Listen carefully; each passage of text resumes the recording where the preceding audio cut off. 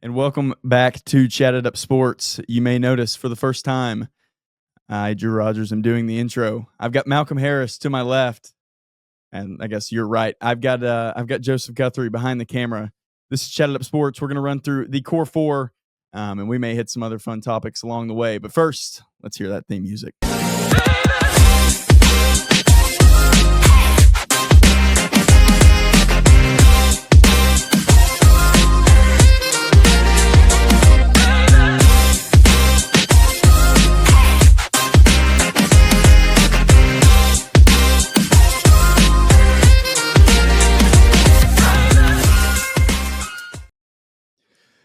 As I said, this is Chatted Up Sports. We are recording on a Thursday evening. We have got the core four coming to you, our matchups for the week.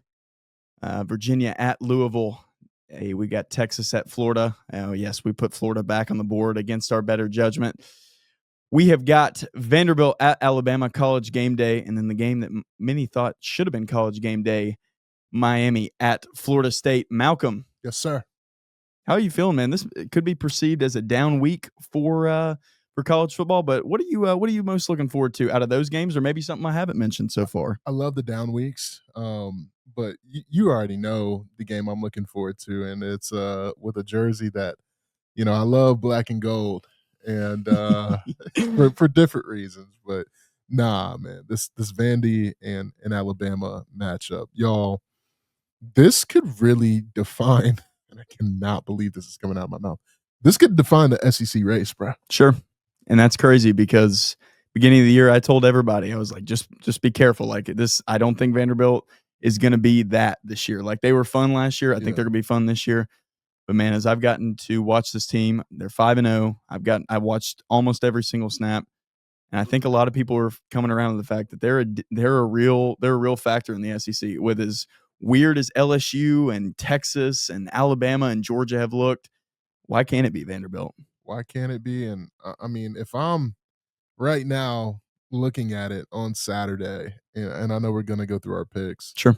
Diego Pavia, the man that you got that is on the back of your jersey, brother, it's just weird. I'm staying away from this game. Yeah. If I'm an Alabama fan, I see what's about to happen. Really? Yeah. Well, let's save that for just 1 second. We'll get to the picks.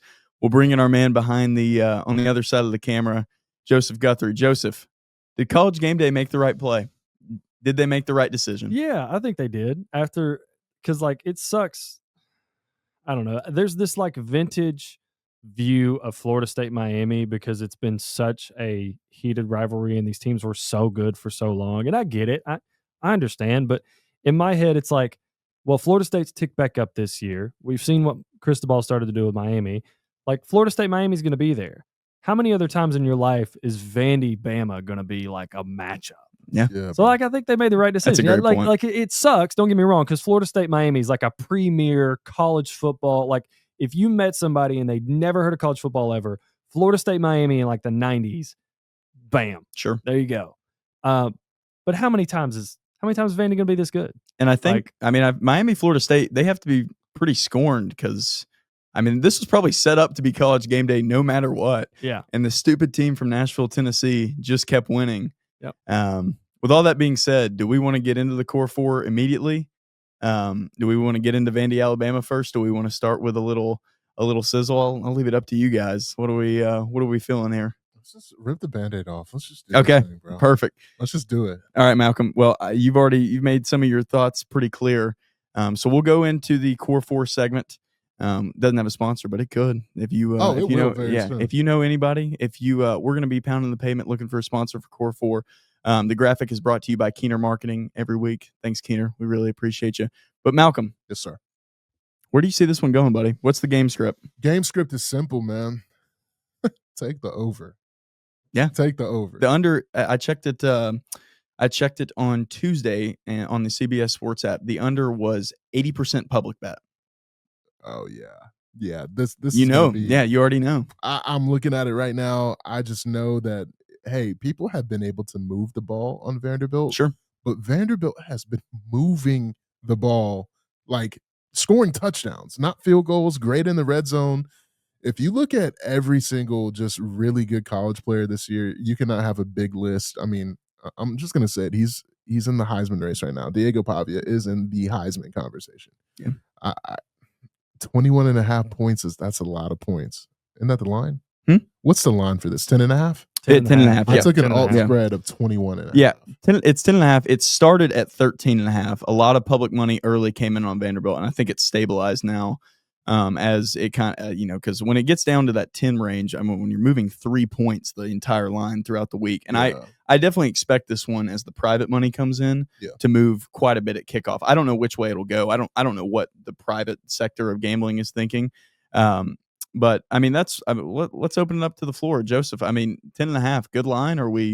Is that off, or is that Vegas really like, what do we do with this game? As good as Vanderbilt has looked this year, is that where Vegas has set us up? I think it's a good line, because I think when you look at the success that Alabama's had on offense, and then also I think they're factoring in the Florida State game and the way that game kind of went and played out. I know when you look back at the film and you look at that game, you kind of look at the Bama defense. Some of these players just look like they're just kind of playing lackadaisically, like they're not really in it. Mm-hmm. I don't think you'll see that this time, but I do think that Gus Malzahn offense is weird to face. Yeah, and it can kind of even a talent gap a little bit. And Sure. I think Vanderbilt has had success doing something similar. Not saying they run the exact same thing that Gus Malzahn does, but I think they are striving for something similar. And I think it's something that kind of played out last year too. Yeah. So I think the line's good. I think 10.5 is a good spot. The thing I'm curious about is, and it was how I was curious about this with Alabama coming into the Georgia game, is like, this team's really explosive. So, it could be 3 plays in a cloud of dust and boom, there's 6 on the board. But like, their inconsistency running the ball is still a factor for me. Now, it showed up for them last week in the Georgia game because they were able to just stay on the field. Yeah. Like, so. And credit Ty Simpson for that. I mean, that his can't be third down conversion. Yeah, that's absolutely. all. That's all Ty being an absolute dealer, dude. He was sharp. And while I think you can expect him to be similar, I don't know if you can expect him to do exactly the same thing. I mean, that's just not realistic to be like, hey, you're going to start 9 for 9 on third down again. Like that. Yeah. It's hard to replicate. Sure. College football is a hard sport. But I'm curious, like last year, the game script for this followed along with Vandy kept the ball and they stayed on the field. And then they were also, Alabama was putting the hole early. Like Vandy gets the ball, touchdown, pick six. Boom. It's like before you blink, it's 13-0. And that's how teams have always had success traditionally against Alabama. You got to come out and punch them in the mouth, and then you got to get lucky along the way. And I feel like that 4th and 1 where Pavia play action throws it over the top, that was your lucky play. Now, that was a skill play, don't get me wrong. Yeah. But that's one of those that, like, just you've got to have where, the Ole Miss game, they throw it up, it pops up, the receiver runs right under it. Whatever it is, the kick six, it's followed the same script. And I think the spread, going back to that, I think it comes from this year. People were like, oh my gosh, like Bama actually just got beat in the Florida State game. They actually just got beat in the Oklahoma game last year. Like, and that's kind of where the inconsistency has come in the Kalen DeBoer era. And we'll get into this later.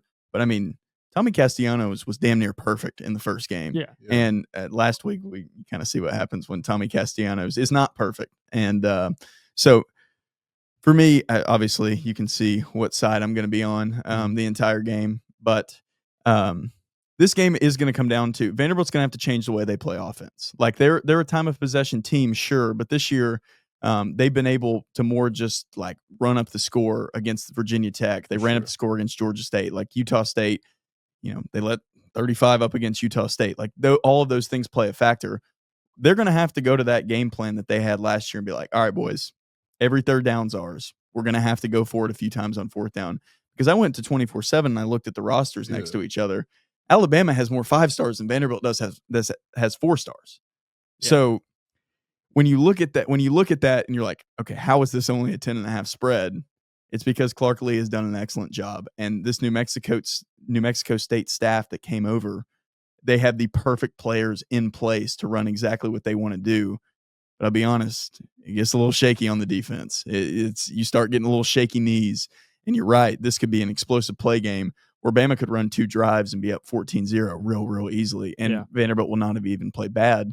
It's just the talent that they've got on that side of the ball. Yeah, and I think Vanderbilt, the style of offense that Vanderbilt has run and wants to run, doesn't play well in a hole. Mhm. So I think if this game takes the approach that it took last year, where it's like, 6 plays in a cloud of dust and Bama's up 14-0, and it's 10 minutes left in the first quarter, and it's like, oh shit, this might be a rout. Yeah. And the game probably won't go like that, but if it does, I don't feel good about Vandy's chances to have to play in a Sure. hole. But again, I still like one thing that stuck out to me last week was something that Kirk Herbstreit said on the broadcast. And I think it's because a lot of Bama fans had been giving Kalen DeBoer a lot of hell, Sure. and because, yeah, he beat Georgia last year and then they fell off a cliff. And Kirk, he come out and he's like, this is who Kalen DeBoer is. He's big game Kalen DeBoer. Like, he wins these style of games. And I'm like, yeah, that's right. That's true. But we saw the same script last year. Yep. Like, we saw him beat Georgia in just an absolute classic, did what you had to do, and then just fumble away 3 games. I don't think Bama will do that this year. I'm not implying that they will, but I'm not ruling out that they couldn't. Sure. Like, I'm not ruling out that version doesn't still exist, because I have precedent not to. I've seen, and I know part of that's probably the Jalen Milroe experience. It doesn't help when he's an all-world athlete, comes out and is just on fire, and then throws 3 interceptions in the Oklahoma game. Yep. So like you get what you give, and Sure. playing with Jalen Milroe at quarterback. I don't think you're going to get that from Ty Simpson. So I feel a little bit better about consistency from this Alabama team to not fall off a cliff after like a big emotional win like this. Yeah. But I'm still a little hesitant, Yeah. because if the traditional run game doesn't show up, and then the way that they've been able to kind of mitigate the traditional run game on screens and stuff, like if that's not quite there, like, and they're relying on these explosive plays, that to me could lead to a few more 3 and outs for Alabama. And the more you give Vanderbilt the ball, I think the more dangerous this game gets, because that's the more they can keep it away. Because I think you're right, Drew. I think their philosophy and their whole game plan is they're playing for like 4th and 1, 4th and 2, Mhm. because they have know, to. yeah, well, because they've watched teams gash this Alabama defense. Sure. They watched Florida State do it. They watched Georgia do it at times. It's like, they're gettable. We can run this ball. We can run the offense. So like I think that's something that Vandy will and Clark Lee will do, is going for like 4th and 1, 4th and 2. We're going, unless we're on like our own 25. We make it to the Vandy 40 and on. It's go. It's here. Yep. So I will say that, you talk about being able to gash somebody. Like, Bama is able to really take deep shots.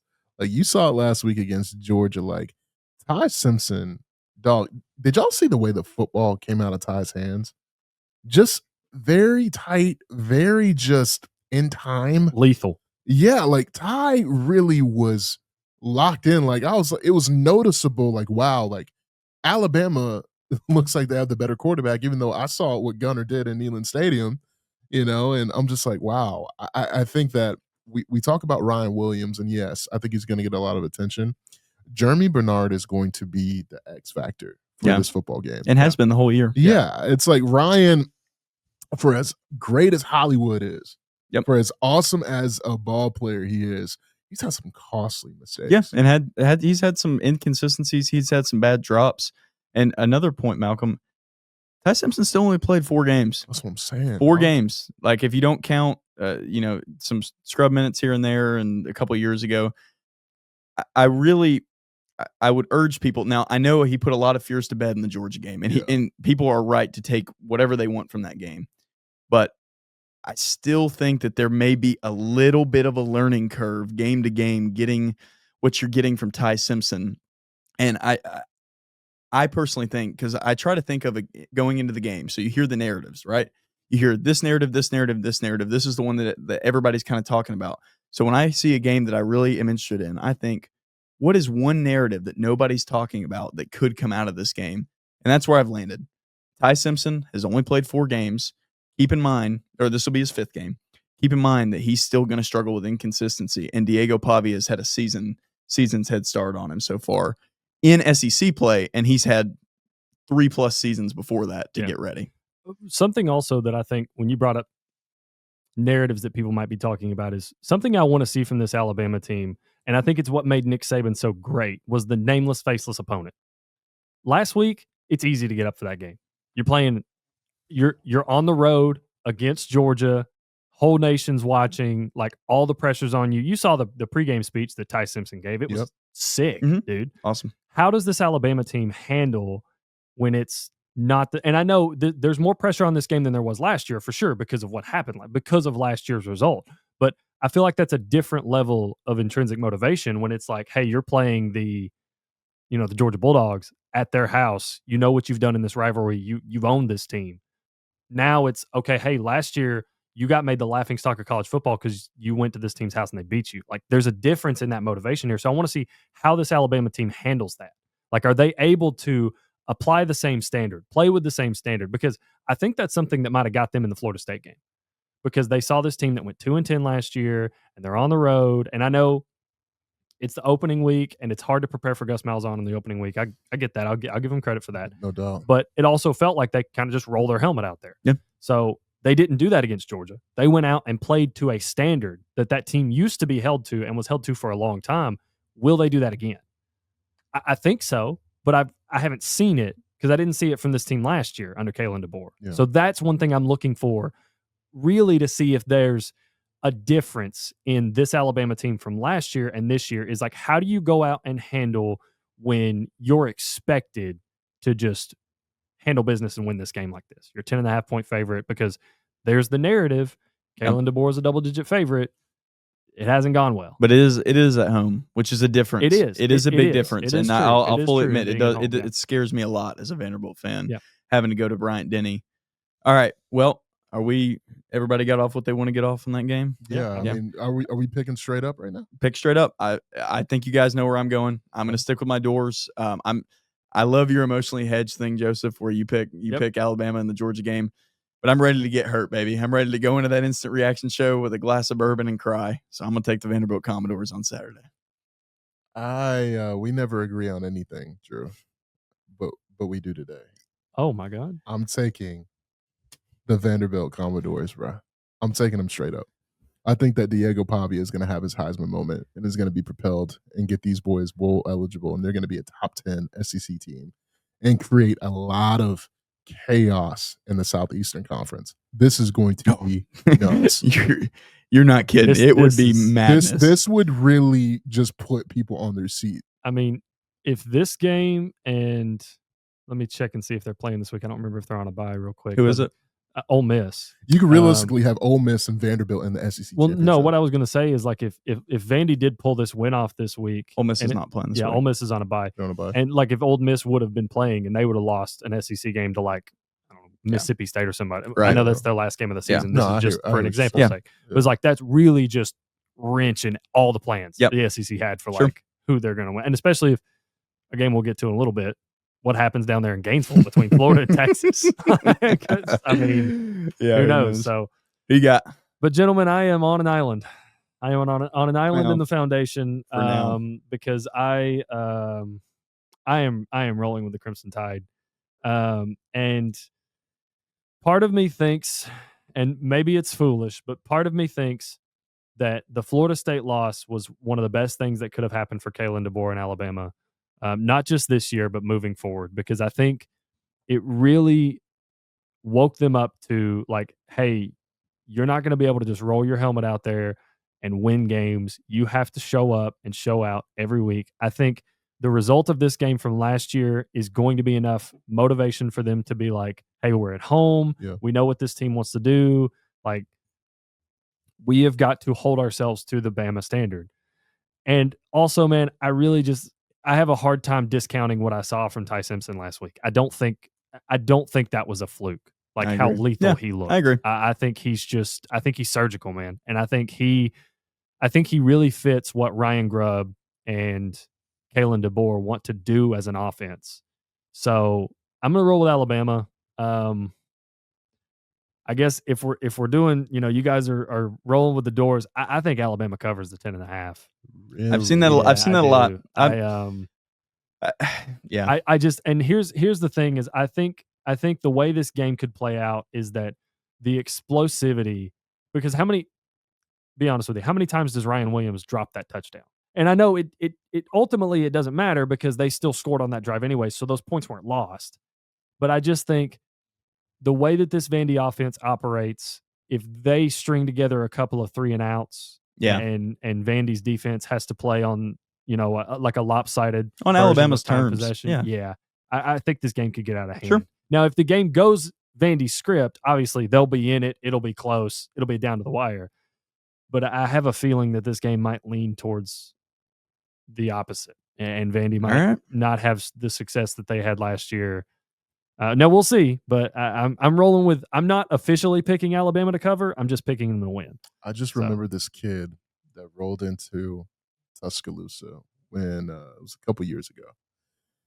Swaggy dude, had a lot of aura. Came in and did the unthinkable when that team was clearly head and shoulders better. I'm talking about Johnny Manziel. And he'll be there. I'm not saying Diego is Johnny, but there are some flashes that make me interested in what Vanderbilt football has going on.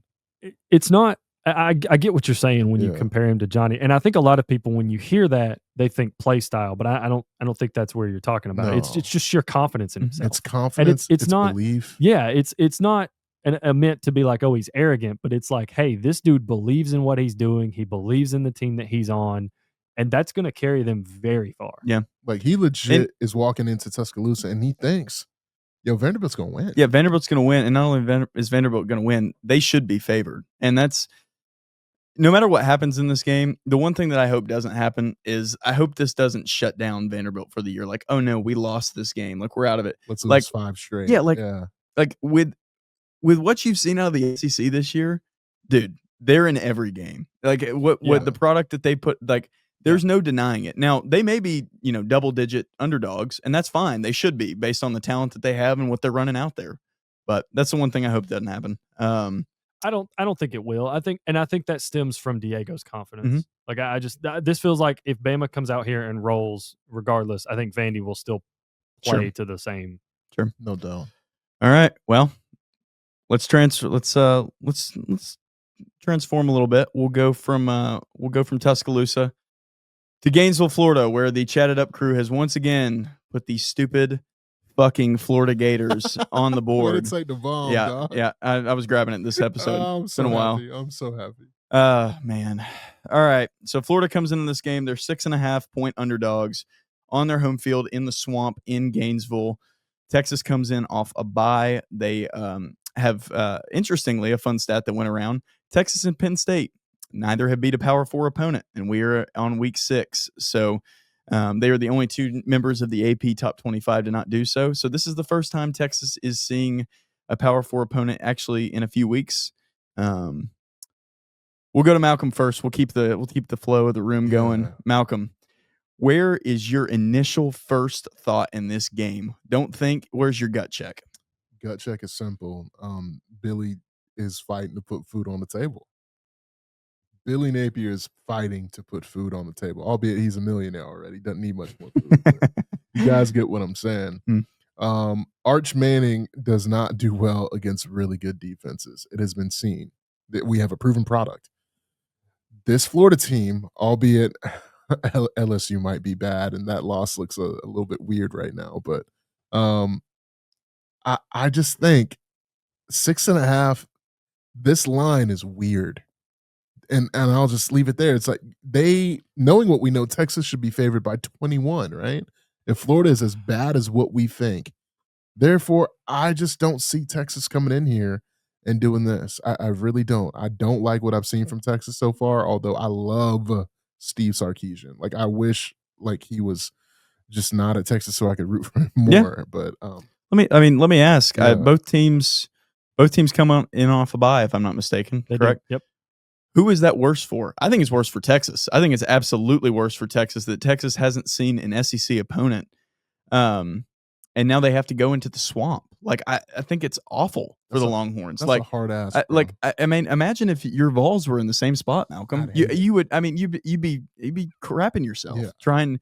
Like, I mean, obviously going to the Swamp's always tough, but now you've had a full week's rest. And the last team you saw was Sam Houston, where you flexed on the walk-on cornerback. And although I'm not in the camp that hates that, because Arch needs to get his swagger back. Yeah, for sure. Like, You go into the swamp and flex on somebody, them boys are going to put you in the stands. Like this is not a Florida team. This Florida team is responsible for the shoe toss and more recently Spitgate of college football edition. Arch Manning flexes on a Florida DB. There's going to be some unsportsmanlike conduct penalties thrown. There is, and the swamp is not an easy place to play. I cannot tell you guys enough about how hard it is to win in Gainesville. Yeah. Something different just happens there. So if I had to, am I picking straight up right now? You can. Yeah, let's do it. Go ahead. Give me Florida in an upset. I know I'm going off of a limb here. I don't think DJ Lagway's hurt, bro. I just think he had a really bad day at the office. I think Napier has tried, and when you look at this Florida offense as a whole, and obviously he calls the plays, so he's going to get all the flack. I think Napier last year the gloves were kind of off, like whatever. Like we're this bad. Graham Mertz has torn his ACL. Like let's let the kid go out there and ball. Yeah. And then this year, I think he may have seen something from DJ Lagway. He was like, man, that's not great in camp. He's like, I'm not a huge fan of that.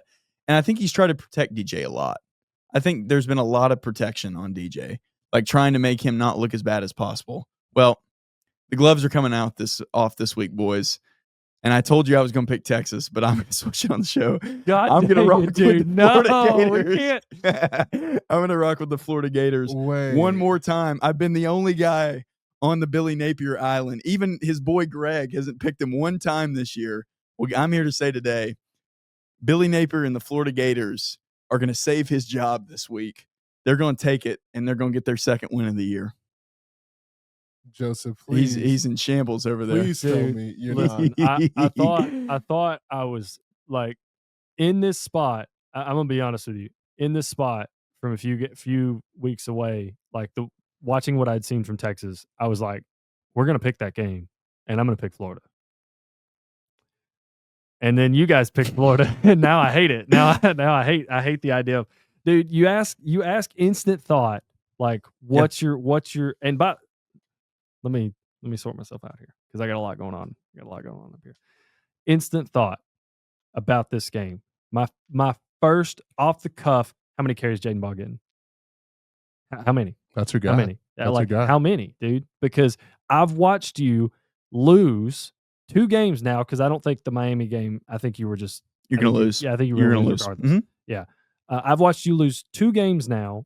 One for sure. You lost the South Florida game because you stopped handing the ball to Jaden Ball. How many carries is he going to get? Because you've used this philosophy, and Drew, not to kind of target you, but I actually think the opposite. I think Billy has hung DJ out to dry here. Okay. I don't think he's protected him, because if you ask him to throw 50 passes in the LSU game when he's already thrown 5 picks, that's true. That's a good point. I think you're actually doing the opposite. I think you're killing this kid's confidence. Yeah. And as far as the hurt, Malcolm, I worry that DJ's more hurt than we think. Yeah. I don't know that. That's just a fear I have, because he has looked so bad this year. He's looked bad. And the thing I just go back to is the philosophical. I can't draw up plays. I'd love to be able to. I just don't know football like that. I'm trying to learn. I'm not there yet. I couldn't put a game plan together with this offense. But dear God, I do understand a little bit about philosophy, and I don't understand the point in having a back that is this good and forcing your young quarterback to go out there and throw 50 passes against LSU's defense on the road when he's already thrown 3 picks and you keep making him throw the ball. I don't get it. I thought this week, coming off the bye, and what made me lean towards Florida was that we would get some kind of bell waking up Billy and being like, we've got a really good running back and a solid offensive line. Why don't we just try it? It ain't worked the other way. We ain't worked when we forced DJ to go out there and chuck it around. So why not? Why not see if we can ride Jaden Ball in this defense to a win? And that's what I think we're going to get this Saturday. I think it's going to be loud, because I think it's going to be one of those games where Billy's going to put it together and they're going to follow a good game plan, and he's not going to put it all on DJ to win this game. Whereas I feel like the opposite might be the case for Texas. I feel like if they're not winning, their defense is really good. It's really good. And that's what scares me about this pick, is because I saw what a good defense in LSU did to DJ Lagway. They just fooled him, picked him apart. I mean, he was in a blender, dude. Like, that dude didn't know his ass from his elbow. It's Saturday night in Death Valley. So I'm worried that this Texas defense could do the same thing for you because good defense travels. Like, it just does. The loud noise, the home crowd environment, that defense is still going to show up and play. But I don't think the same is going to be good for Arch. I don't think that environment's going to be fun for him. And I do kind of think that while Florida might not have to put it all on DJ, even though it looks like they have the past few weeks, I honestly feel like Texas is in a spot where they kind of have to. Yeah. Because I feel like the weapons around Arch haven't been that impressive. Ryan Wingo hasn't elevated the way that I thought he would. CJ Baxter hasn't really shown up the way I thought he would. Like, and this could change. Got the white kid. I mean, bro, that's he something. is awesome. That's something. They got the He white is kid. awesome. But I just, Parker like, Robinson. Sorry, I do believe in this Florida defense. And I think they'll make it hell for Arch on Saturday. And I kind of think we could see from Arch what we've seen from DJ. The difference is I think Sark will do a better job of protecting Arch, whereas Billy has hung DJ out to dry so far. So I think this game could look similar where if Arch throws 2 picks, Sark will shut it down and be like, wait, hey, we're going to try to find a different way to do this. We're going to try to. And that's Texas's advantage is that they're the better team and they can muscle Florida around. I think, I in my opinion, that's where Texas should be going. Is like, all right, we're in the swamp. We're not going to let any of these crazy people have any reason to cheer. We're not going to let the 2 interception. The snowball's rolling down the hill. We're getting run over by the swamp. We're not losing to Florida. We're losing to the environment right now. Yeah. And that's what I think they have to protect. But it's difficult. I know I just picked Florida. It's very difficult for me to see a world where if Sark is like, dude, Arch, just chill on this one. You're going to throw for like 110 yards. People are going to be like, hey, what's wrong with you? We're just going to push Florida around. If he decides that's what he wants to do, and I think that's what Texas is going to do. I think that's what they'll want to do, but I don't know if they'll have the same side because I think at one point they tried to do that with Ohio State. And don't get me wrong, like I think this Ohio State defense is better than the Florida defense, but I do think this Florida defense has some grit and some fight to it. And really, what this pick is based on, and the reason I'm deciding to roll with Florida is I don't think they've quit yet. I don't. I'm really worried that I'm wrong. And that when we watch this game on Saturday, if Texas goes out and gets like a 10-point lead, Florida will just roll over and die. I'm very worried about that. I hope they don't. And on this podcast, we've had Florida in these core 4s a lot. I have faded them every time, and I've felt great about it. I am riding with Florida this week to beat Texas, and I feel horrible about it. But it's something about the way Arch has looked.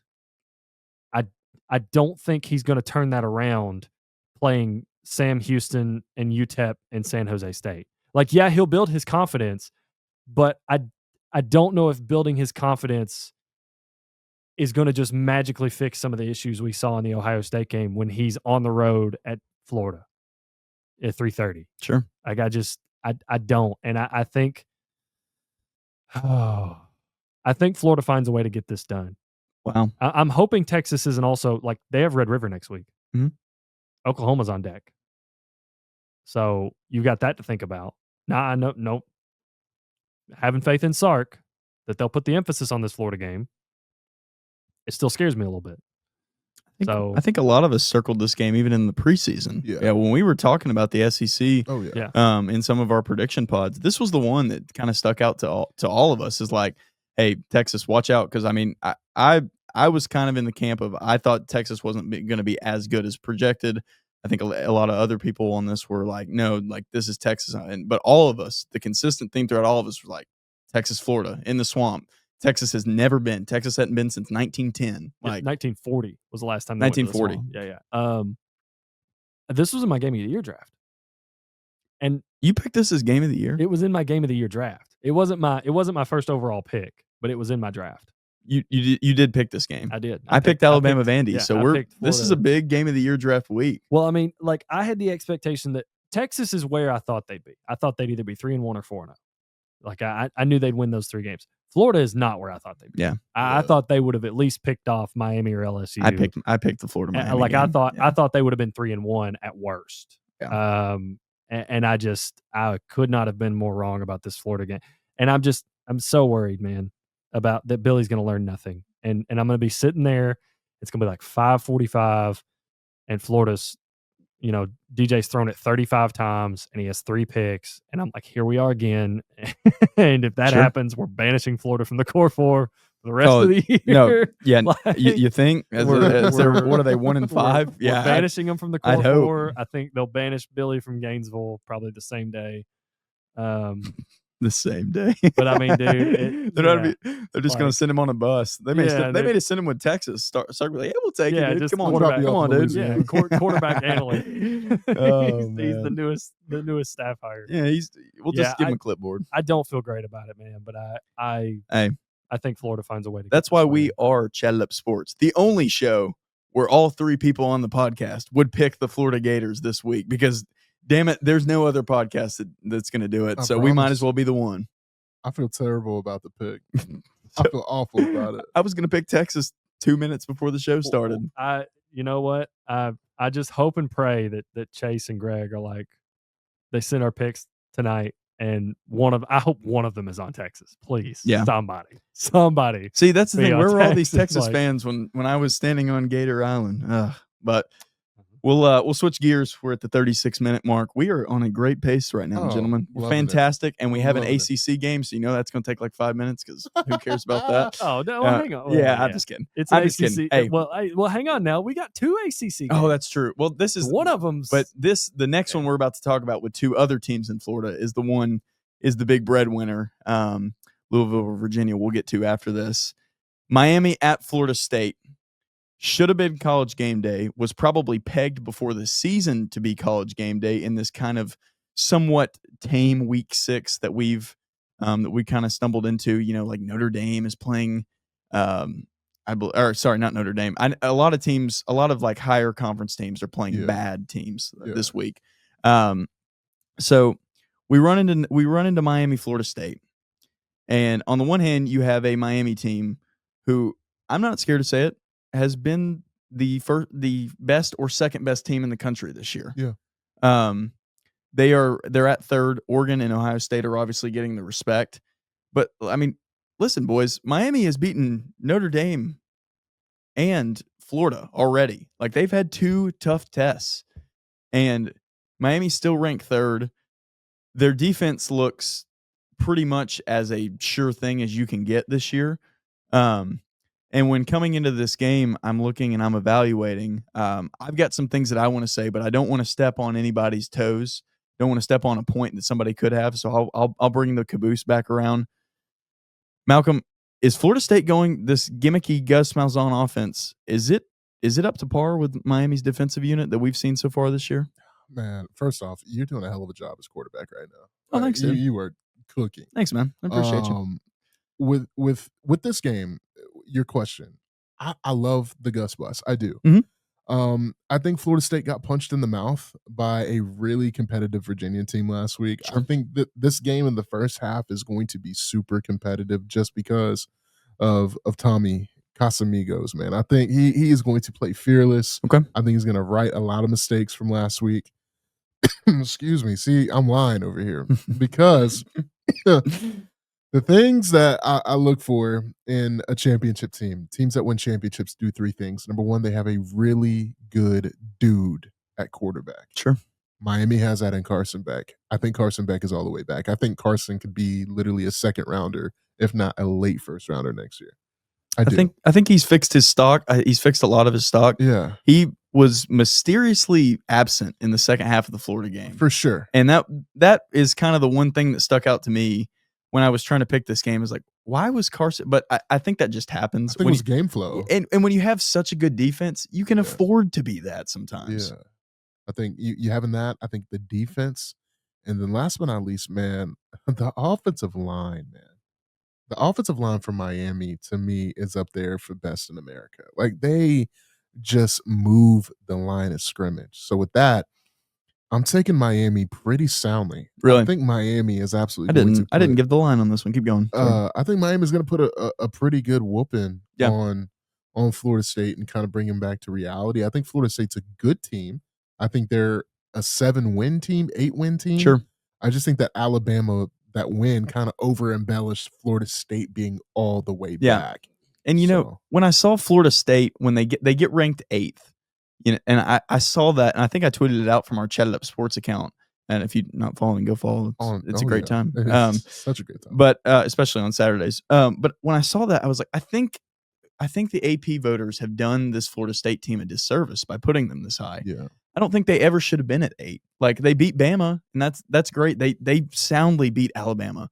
But this team, like, they have a quarterback that was benched at Boston College last year. Yep. And I didn't think Castellanos would ever get a job again, and he's proven that wrong. But I mean, Joseph, I'll bring you in here. Last week, I think we kind of saw what happens when the lesser, we'll call them the lesser elements of the Tommy Castellanos experience come out to play. Are we gonna see that here tonight, or not tonight? Are we gonna see that on Saturday, or are we gonna see closer to what we saw in the Alabama game? I don't know. I think you'll see closer to what you saw in the Alabama game, because I don't think that Florida State Virginia game was necessarily that Thomas Castellanos was just playing poorly. I think it was one of those where things were just going wrong for Florida State, because watching them play that game, there was a point where I was like, okay, Florida State took a 21-14 lead, and I was like, the way that Florida State's been moving the ball, the way they've been able to have a run success, like, this is the moment where they take over the game and they end up winning. But they had given Virginia too many opportunities, and they let Virginia hang around, and they let them get too much confidence. And I think that has to do with the silly turnovers and the red zone fumbles. Because I think if those two things don't happen, you don't give Virginia a short field that leads to a score. And that puts you in, I think, a 14-point hole at that point in the game. And then you also don't have a red zone turnover when you're about to go in and score. I think that's stuff they'll get cleaned up. I don't know if you could sit here and count on that for them to play this when they play this Miami team. Now, that being said, this is a significantly better Miami defense. Yeah. Than the Virginia defense. Yeah, Ruben definitely. Bain is just an absolute freak. And not even, I mean, the big headliner is Ruben Bain, and that should be noted that Ruben Bain should be in Heisman talks right now, and is like, I know, I saw a tweet from Josh Pate this week that I absolutely, or maybe it was last week, that I absolutely loved. And I don't know, I specifically was talking about Ruben Bain, but he was like, the college football public has now become conditioned that a QB or offensive player has to win the Heisman. Yeah. But they don't know that the best player in college football is on the defensive side of the ball this year. And I think that could be true of Ruben Bain or Caleb Downs. But needless to say, what's behind Ruben Bain is almost even scarier for this Florida State team, because Miami's fast. Yeah. They're real fast. Yeah, and they've retooled this whole secondary. Like, is one of the highlighting points coming in is that they hired a new secondary coach. They brought in a bunch of transfer guys. They got rid of the secondary that was trash last year. Yeah. And I think the thing I worry about for Florida State is it feels like if it's not Deuce Robinson, this offense isn't really passing it that well. And now, I mean, that worked well. That worked well for them against Bama. Yeah. They didn't have to sling it all over the yard. And I don't think they want to, because I think if you get to a point where Florida State's having to sling it all over the yard, it's bad. It's bad for them. I think that brings out the worst in Castellanos, for sure. I think it's bad for Florida State if they have to rely on Tommy to come out here and essentially match the play style that Carson Beck probably wants to play with. The thing I'm curious about, and I feel like I have confidence in, is Miami's run game. The way that Virginia was able to move the ball. Yeah. I think they're going to lean heavily on that, on Mark Fletcher Jr. to be able to move this. The line, by the way, you talked about is 4.5 right now. It opened at 6.5, but it's bet down to 4.5 for Miami. The thing that concerns me for Miami is this is their first road trip. Yeah. This is to Florida State. Sure. And a heated rivalry. Florida State's coming off of a loss. They're kind of in this, like, they got backed into a corner now with that Virginia loss, because it wasn't just like, hey, you, like, if they were 3-1 and they had lost to Bama and they had beaten Virginia, and it's like you're 1-0 in the ACC, like, you're still in the ACC race, but now you're down a leg. Yeah, that's kind of what that was going to be my main point. Is since we were covering both teams, I think that Virginia loss last week for Florida State was the best thing that could have happened to them going into this game. And I think it's the worst thing. I'm flipping the camera off. I think it's the worst thing that could have happened for Virginia going into this Louisville game, and we'll get to that one. Yeah. But first, Florida State coming in 4-0 at Miami, I don't think was ever going to work. I think they had to get, like, all right, guys, we were 2-10 last year. We're still figuring it out. And Virginia really figured out late in the game when it got tight. Now, they gave up 38 points, so don't hear me say that Virginia's defense played well last week. Yeah. But when it got tight, Virginia figured out, we're going to bull rush this guy. And he's got happy feet, and he freaks out, and he starts backpedaling, 10, 12 yards backwards, the exact thing that you teach quarterbacks not to do. And if Miami is able to have some success, because that was late in the game, and you can kind of throw that out a little bit on, the early game script for Florida State, because they're going to be fresher. And that was late in the game, and that was overtime, and Florida State was just doing everything they could to basically hang in this one. And but if Miami is able to get that kind of pressure that Virginia was getting late in that game on Castellanos, I really, really worry about the Seminoles. Yeah, especially if Florida State's having to play catch up. Like, I think this game really, if Florida State gets to dictate the pace of this game, I think that's how they find a chance to stay in it and win it. Mhm. But I guess if that'll lead us into our picks now, I don't think they're going to be able to do that. I don't think Florida State's going to be able to dictate the line of scrimmage. I don't think they're going to be able to dictate this game on their terms and what they want to do. I think Miami's going to be able to have more success as just a balanced attack. Yeah. And I just think they're built to do that better. Now, I know, again, we brought up the Gus Malzahn offense. It can kind of mitigate a little bit of this traditional talented Miami defensive line, Sure. but I don't know if I trust Florida State enough to do that consistently. Yeah. And I really worry about them if they, kind of like the Virginia game, if they get in a hole, because that's what Florida State and the style of offense, that's what this Gus Malzahn offense kind of looks like when you're playing in a hole. Yeah. When you're playing from behind 14, like from the start. So I think there's a lot of get up in this game for Florida State. Yeah. With it being at home, coming off that Virginia loss. Obviously, it's disappointed. And plus, you're at home. Yeah. Like it's not like last year where Florida State was bad, or it's not like another year where Florida State's not necessarily bad, but they were kind of average. They're better than that this year. They're a good team. So I think the confidence is there from Florida State fans. So I think the environment will be really, really incredible. But I think Miami will be able to mitigate that with their run game. And I think they'll be able to really lean on Mark Fletcher Jr. Sure. To not necessarily take the crowd out of it, but not make them be as affected as they could. And it also helps to have a veteran in Carson Beck, Yeah. who's been in a lot of rowdy, crazy environments playing in the SEC for 2 years. Like, he knows what a road operation is supposed to look like. Yeah. How you're supposed to act, how you're supposed to get he's going to be a pro at getting guys lined up, getting guys making sure everyone's on the same page while it's super loud. Yeah. So I'm going to roll with Miami. I'm with you. I think they'll just I'm have with you. more success in more traditional ways. I'm with your logic. And so I sent in the group chat earlier, I sent my picks, and then I said pending for this game because I didn't know where I was going to go. And everything that I've just laid out is going to make it sound like I'm pro Miami, because I am. And I think they should win this game. I think they should win this game. Don't hear me say that they shouldn't. But damn, dude, they got that guy under the headset. They've got Mario Cristobal under the headset, and that scares the crap out of me. And you add that with Florida State losing last week. Miami hasn't dropped a game yet. They haven't had a true road test. I'm going to take Florida State on external factors alone. Holy cow. On those factors alone, I don't think Florida State should win. My leaning is that this game will be like 31-14, and Florida State will get like a garbage time touchdown to even make it so. But one thing I know about Mr. Norvell is that he's an asshole, and I think that's going to play really heavily into the game script. I think him and Malzahn are going to do a really good job of knowing exactly what their strengths and weaknesses are against this Miami team. So give me the Seminoles. I think I'm going to be alone again with a Florida team in the core four. But I just think it's time for Miami to drop one. I don't think they're going to go 12-0, and this is as good a spot as any. So we have one more core four game left. Wait, did Malcolm give his? He did. He did, okay. Yeah. Oh, Miami. Very Yeah, Miami's that's one, right. too. That's right. And That's right. You said- went first. And You I went think you first, said my bad. cover, right? Yeah, Miami's Yeah. covered. Yeah. Okay. So we have two Miamis, one Florida State. We have one more core four game, gentlemen, where we struggled to even find the fourth core four game this week. A lot of debate. We were looking at Iowa State, Cincinnati.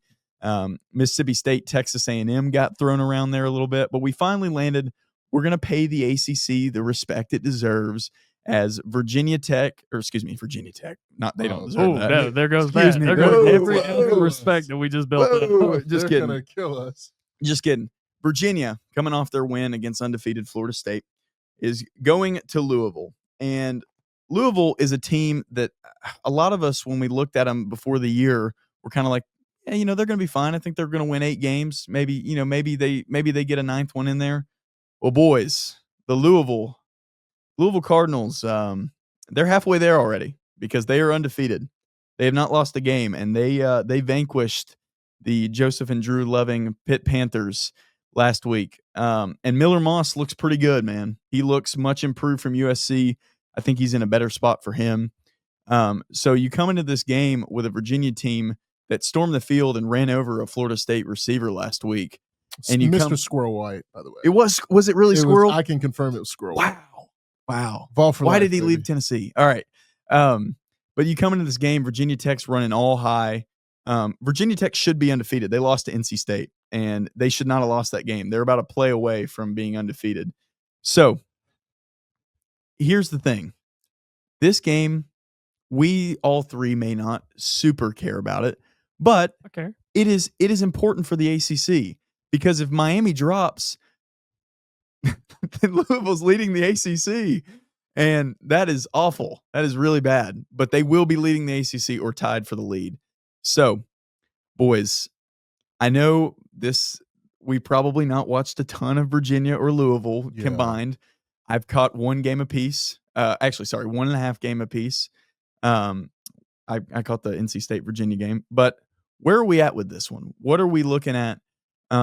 Is there anything that you two, and I'm sure the research that we did 5 minutes before we hopped on here, have seen in this that is going to give one team the edge? And let me get the spread. Well, Malcolm, I'll let you go first. Yeah, man. And I'm just going to go ahead and say that this game is truly a toss-up. I will say I have kind of debates and the arguments for both teams that I think are relevant. First off, Virginia outside of Florida State, which took 2 overtimes. And to me, Florida State should have won that game. He got his foot in bounds. That's just me. Right? Oh, Deuce Robinson? Yes. Yeah. I think they messed that up. That's a bad. I think that should have been a touchdown. That's a tutty. Now just catch it first. Like if For you just catch the first Yeah, one, just you catch don't. the But first yeah, time, sure, no but question. Keep Deuce going. Robinson's a hell of a ball player, Yeah. by the way. He's so good. Yeah. But I'm looking right now. Virginia really hasn't played. I mean, Stanford, William and Mary. They lost to NC State, and then of course you're playing Coastal, right? So I don't think they're really tested. However, Louisville, they literally beat James Madison by 2 touchdowns, which James Madison's was a big G5 like college football playoff betting odds player before the year. Yeah.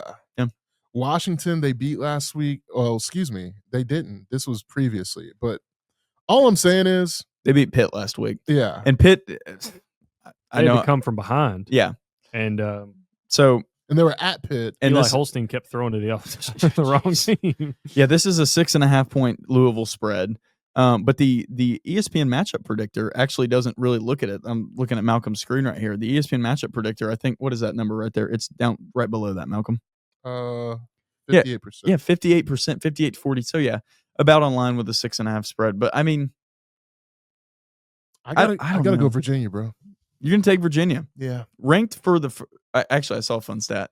Virginia and Vanderbilt ranked for the first time ever together since what year? 1923. 1908. 1947. Damn. Yeah. I know. Vanderbilt was ranked in 1947. Who knew? Yeah. Not me. Not me. Oh, man. But, Malcolm, I think you're on the right track there. This Virginia team, I've seen something with them. And that's that they have a mobile quarterback. And when I see a mobile quarterback at a lower power 4, I get excited because they're always fun. And Mr. Morris looked really good against Florida State last week. But more than that, this Virginia team, I don't think a lot of teams in the ACC, lower ACC teams, would have been able to hang with Florida State like that when Florida State kind of came back and punched them in the mouth. Yeah. And so knowing the limited that I do about Virginia and Louisville, admittedly, knowing the limited I do, I'm going to take Louisville. What? You're going Miller Moss and Jeff Yes, Brom? I'm taking Louisville on their home field. Virginia just stormed the field. Dude, they're going to come out flat as can be in this game. This is an easy Louisville pick for me. Again, knowing hardly anything about Louisville, this is an easy Cardinal pick for me. Listen, man, don't let that James Madison result fool you. Okay, that game was close. I It know was close, yeah. 28-14 was the final, but that game was close. If it wasn't for just a debaucherous James Madison drive that ended up leading to like a Louisville recovered touchdown in the end zone. You're such a ball player, Jay. You just know. Dude, I was sweating that game. I was on James Madison. I can't lie to you, dog. So, yeah. I'll be honest with you. Outside of that, I don't know much about this Louisville team. I did know in the offseason Miller Moss transferred, and I thought that could be a little bit of a sleeper because of what Jeff Brom has been able to do with some of these transfer quarterbacks. Sure. But watching as much Virginia football as I did last weekend, man, I kind of feel good about how good they were able to run the ball. Yeah. And then also kind of feel good about, do you know they're the 9th in scoring offense in the country? Yeah, they run the 9th. This team runs up a check. Like, they 1,130 they can't yards. stop anybody, but they run it up. Like Chandler Morris has 1,130 yards passing. Yeah, on the season. Yeah, that's ridiculous. Dude. And he's got what are the rushing numbers? You got those? I'm sure they're up there as well. They've got 3 back. Well, sorry, not 3 backs. One of those guys is Chandler Morris. But their leading back, Jamari Taylor, has 366 yards, 5.3 a clip. Xavier Brown's behind him, 170 yards, 4.86 a clip. And then Chandler Morris, who's actually run pretty well, has 162 yards. Yeah. And he's averaging 7.71 yards a carry. Yeah, because Chandler's not afraid to run it when he needs to. And they're not using design quarterback runs, not from what I saw in the Florida State game. That's just all creation. It's improvisation. Mm-hmm. Like it's all. So saying that, I'm kind of with you. I don't know a whole lot about these teams. Yeah. I don't. I feel good about Miller Moss and Jeff Brom and Louisville being at home, but I don't like how they had to claw out of a hole in that Pitt game to win that game. But I think Pitt's good. I'm gonna die. I'm gonna die on the hill. Listen, you can die on that hill. I'm gonna let my take die. Yeah. Pitt is not a good football team. Sure, they're an average ACC football team, which is probably not a good football team if we're being honest. I'm gonna roll Virginia, man. I think they carry the momentum from the Florida State game into this game. I think it's proven if these two teams, from what I've seen, have to get in a scoring race, I think Virginia's going to come out on top. Even though this game is at Louisville, give me Chandler Morris, man. Give me Tony Elliott. I think the Who's find a way to get this done. The Who's, man. I'm rolling with the Who's. Okay, so we are 2-1 Virginia in our last Core 4 matchup, gentlemen. Fantastic pace tonight. 58 minutes on the recording time, and we have just enough time to do something that I texted Malcolm during the show that we were going to do. Yeah. Malcolm Harris is I don't know if any of you guys know this, but this guy loves the sports books. I do. And so we're going to throw it to Malcolm for this may be the only time that we're allowed to do this because Chase and Greg may come back and they may take the reins back and we may never do it again. But who cares? Malcolm. Yes, sir. Let's hear your best bet for the weekend. Best bet for the weekend. Let's go to Houston, Texas. And this team has got me paid every single week. And I'm going to ride the hot hand. The Texas Tech Red Raiders, that line has literally moved 11.5. I think this team could literally put 21, maybe even 24.5 on Houston. Houston, when I look at their schedule, they went to overtime last week against the lowly Oregon State Beavers. They gave up 20 to a bad Colorado team. They played Rice. They played just not good comp so far. And this is a broken line. And I'm really good against the spread. This is not a part of my chat slip, but the more and more I discuss it, I kind of want it to be my chat slip pick. Give me the Texas Tech Red Raiders. They are red hot, man. All right, Joseph, do you have any? You find the early lines you really like? I just found one, dude. Is it fade Kansas State year? Ooh, great idea. Baylor's catching 6.5, like minus 6.5. But had the UCF plus 5.5 last week. And Kansas State beat UCF like bad. Yeah, they so, did. But yeah, what you want? You want Baylor's minus 6.5? You know, I'm between that and listen. Okay, I'm trying to get a read on this team. 2 weeks ago, our boy Chase, Illinois plus 6.5. They get absolutely throat punched by Indiana, and I was with him. You know, when he put that line out, Yeah. the chat slip, I was like, bro, that's beautiful. Illinois is catching 6.5 versus Indiana. Like that's such a good pick. Then you know what? They got body bagged. So I thought, all right, Illinois, let's see what you're made of. I'm gonna fade you. Sure. I picked the wrong team to fade them with because it was USC traveling to the East Coast. USC ended up losing. Well, that same Illinois team, going back to the spoon, boys. That same Illinois team, minus 9.5 versus Purdue. Okay, minus 9.5. Is this Illinois versus game at home? Purdue. It is not. It is It's on the road. It's on the road. It is on the road. It is a noon kick at Purdue.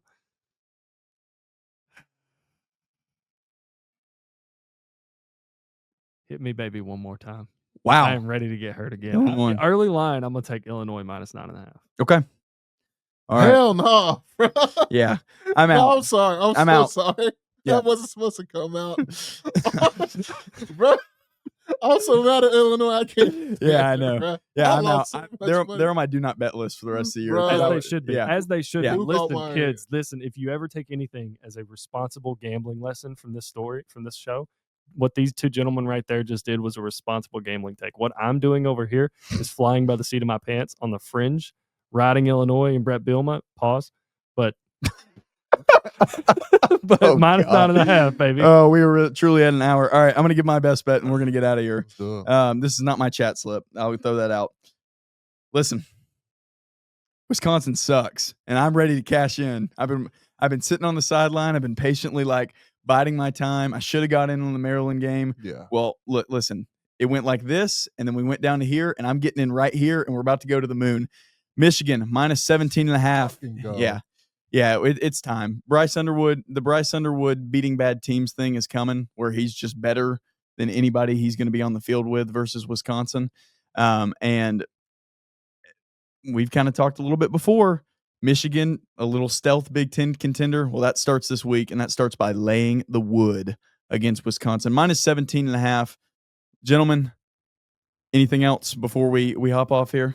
Bet responsibly, obviously. Absolutely. Great call, Malcolm. Have a good weekend of nothing but ball. Shout out to Hits 96. We will be out at AT&T Park for a Big Orange practice amongst the volunteer baseball team. And yeah, we got a lot of things cooking up here at Chat It Up. The month of October is going to be a month of money, so you make sure you guys like, subscribe, follow, chat it up with us. We're always here. Joseph. Sorry, first time quarterback. Go again. First time quarterback. Yeah, just like the boys said, follow Chat It Up Sports, all social platforms. If you're watching this, you made it this far into the video, please go over to the YouTube, drop us a subscription. If you're watching on YouTube and you think you're already subscribed, check and make sure. If you don't mind, just hit that subscribe button. It helps us out a lot. We won't bombard you with anything. We're not going to sign you up for a newsletter. We're not going to, send you a bunch of tweets or emails or anything like that. But if you do, just drop a subscribe over on YouTube. And if you like our content that much, turn on the notification bell. Notifies you when we post, when we go live. Sends you a little email. You can delete it right after it's sent to you. But for myself, Malcolm, Joseph, the two that aren't with us today, Chase and Greg, we love you. Get back soon. Go Doors.